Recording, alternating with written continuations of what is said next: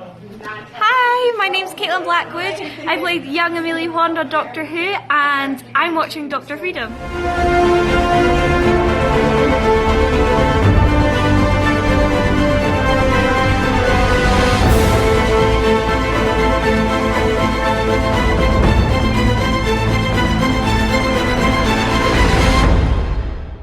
Hello everyone, Dr. Freedom here with you. Times from Doctor News from in and around the universe that may or may not affect you on such a weird level.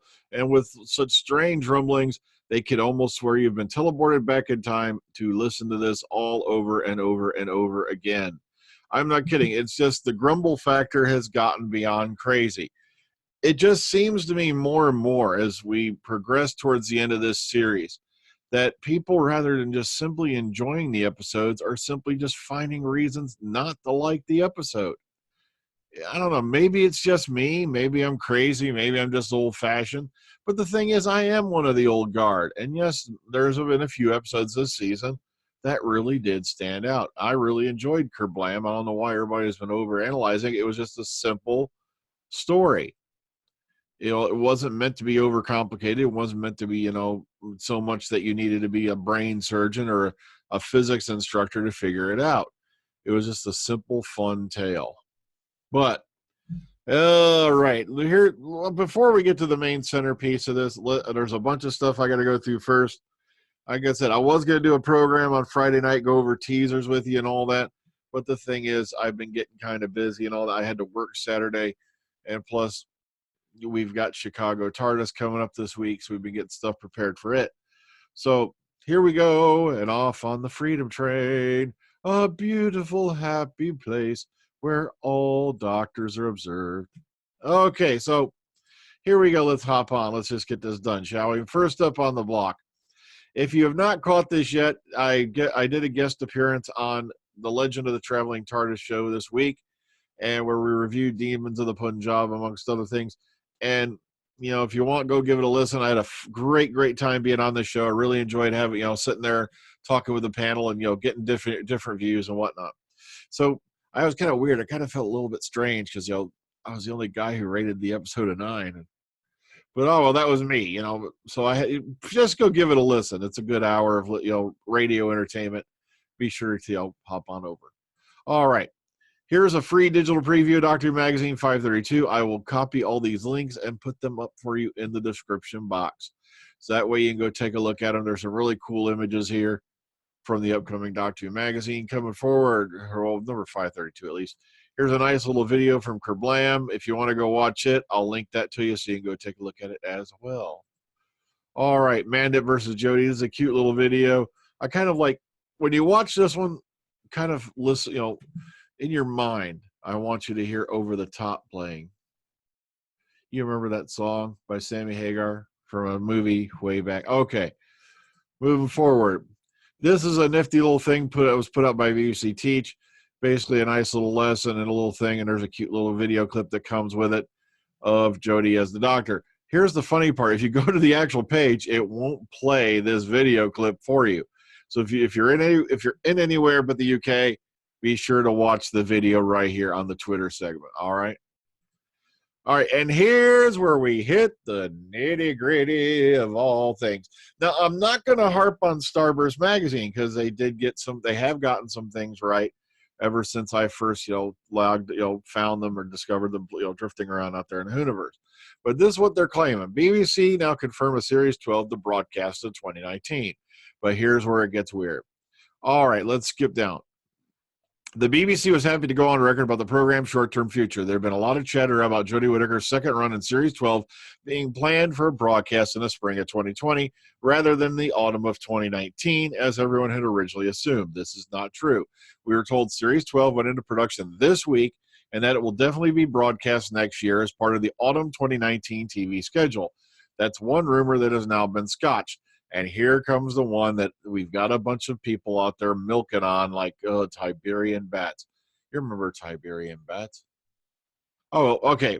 The second rumor that's currently doing around is that Chibnall has not been happy with the things behind the scenes and is set to quit after Series 12. Now, they can only speculate as possible reasons, but here's the part that strikes me before we move on. Here's the guy who went in and laid out a 5-year plan for the show, and now he's quitting, and he's not even a year or two into it. Why does this remind me of Patrick Ness still? But okay, he told us quite firmly in January 2013 he didn't want the showrunner job, and it's possible after the success of Broadchurch that BBC pursued him for it, if not against his better wishes. Or simply that he's changed his mind. Either way, if there is any truth, it's also been said that Jodie Whittaker would not want to continue as the Doctor without Chibnall at the helm and would leave at the same time he did. And I can already see a bunch of people punching the air right now going, yay, Doctors with testicles back. I wouldn't count on it. All right, both Chibnall and Whittaker have certainly looked happy enough during the pre-publicity for Series 11. And with the rating success they've had, it would be a loss for them both to go after one more series. But the BBC is an odd double-headed beast. And the program is essentially now a co-production between BBC and its autonomous subsidiary, BBC Studios, and Chibnall would seem to be happier working with his own production company on series like Broadchurch. We've been somewhere like this, very like this before, with Chris Eccleston's departure after a single series. Now, other news, BBC this week also confirmed that this year's seasonal special, of course, will be broadcast on New Year's Day. But then here's where it really, really has hit the fan. And I want to know where they got this, because I agree with David Blythe for a change. This site that I'm about to mention has been deader than disco for months. Yet suddenly after they announced that, guess what, we're going to have Doctor Who in 2019, this happens.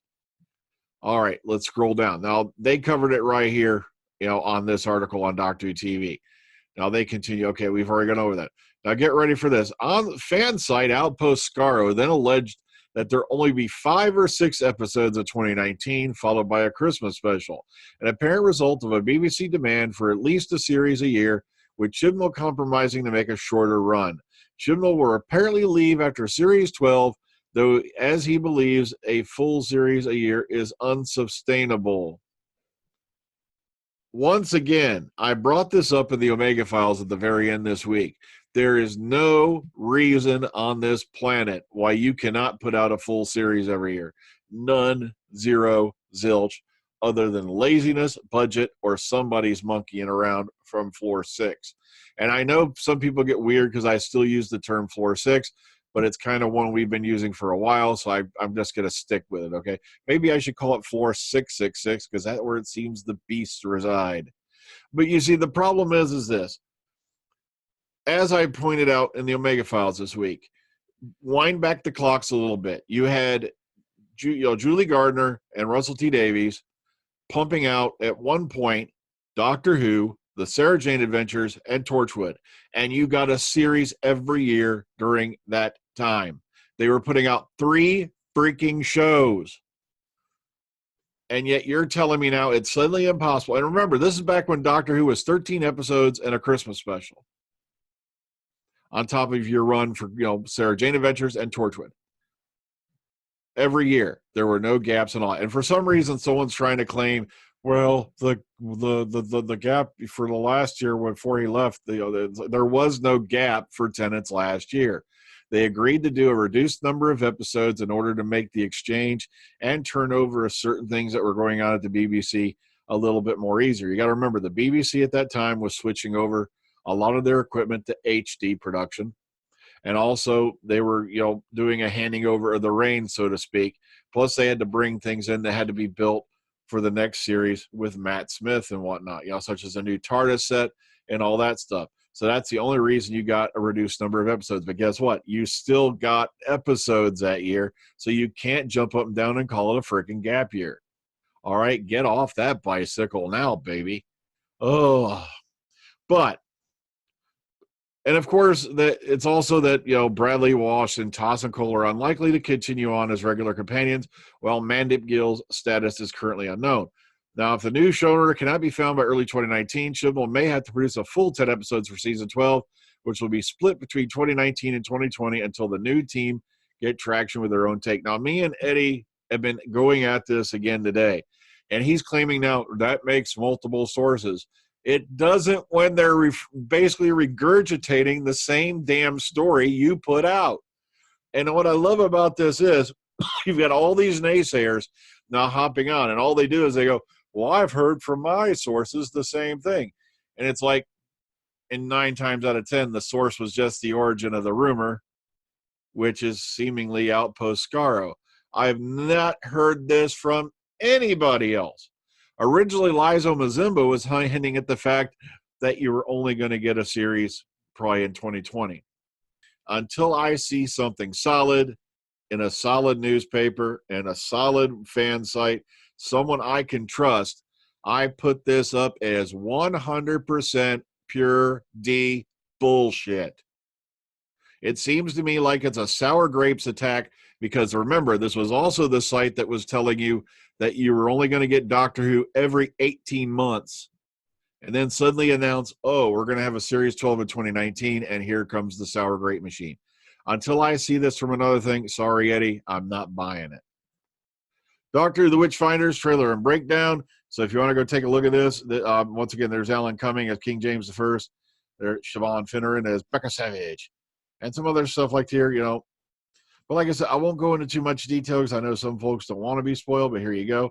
Here's another weird thing. Spoiler alert. This weird scene here where we see Jodie, and it appears to be a mirror image of her here. Now, I can't remember. Somebody pointed that one out to me a while back, and I always thought it was a very interesting photo. I remember a lot of this was shot down in Gosport at that one old village down there. So, okay, episode 9, It Takes You Away. This, basically, here's a little synopsis. This one, remember, this one's written by Ed Heim, directed by Jamie Childs. And notice this name right here in the cast list, Ribbons. Remember, we had cast members saying, oh, look, that's the Ribbon Monster. Oh, look, because Chibnall mentioned something about ribbons a ways back. And now we have a character named Ribbons. Take that in for what it's worth. Moving forward, Kerblam overnight viewing figures came up at 5.93, a share of 28.5% of the total TV audience. That rating makes Doctor Who the 4th highest program for Sunday and 10th for the week. And it'll likely go up to about, say, 8 million viewers, somewhere around there. So, look at this. Boom, boom, boom. We beat the chase. Haha. Okay, so final figures, of course, will be available this coming Monday. And speaking of that, Demons of the Punjab, their final figures, they came in at about 7.5 million viewers. And if, remember, this is under the new BARB system. Top for the week was Strictly Come Butt Licking with 11.55 million watching. The new David Attenborough narrated series Dynasties had 7.63 million viewers. And, of course, an AI of 80 for Demons of the Punjab. And I can't believe that episode got an AI of 80 for crying out loud. I'm not kidding. It's just sad. The Demons of the Punjab was an excellent story. I don't give a damn what everyone else says. Same thing with Rosa. Lastly, if in case you folks did miss it, Jodie Whittaker made an appearance with this young lady with cystic fibrosis for children in need. And there's lots of nifty photos and stuff like that. It's so cool. And if you want somewhere, they're probably still bouncing around. I'm sorry, I didn't have time, but there's still links to the videos that were related to this. One was just a preview of Kerblam. But like I said, it was a very touching story. Listen to this, how this young girl has to deal with this very nasty condition.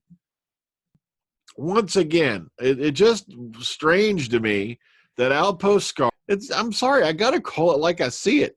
If it smells like it, it looks like it, and it squishes like it, chances are it's pucky. So until I get something official from an official site, or some announcement from, say, even Lizo Mazumba, very sorry, is it Lizo? I keep forgetting. Then I'm just writing it off as that. Well, folks, till next time, please take care of yourselves and each other. Good night. Have a good one.